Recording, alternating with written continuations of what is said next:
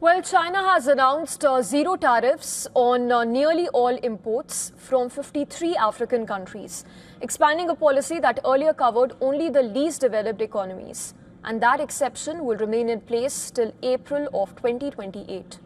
On the surface, this positions China as the first major economy that offers unilateral duty-free access to Africa.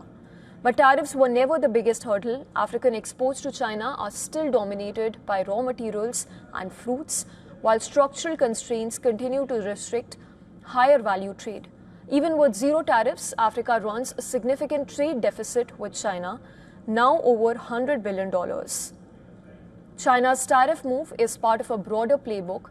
First, it helps secure access to critical resources essential for China's industrial and clean energy ambitions. And second, it opens up future markets. Also third, it strengthens political influence by positioning itself as a development partner. China is building deeper ties across the global south. The lone exclusion is Eswatini, the only African country with formal ties to Taiwan.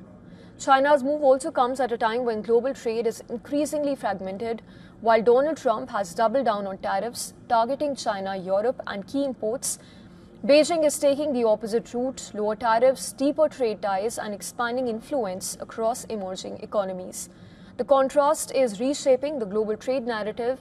US is leaning towards protectionism, while China is positioning itself as a champion of open trade, particularly for the developed world. The result is a shift towards parallel trade ecosystems.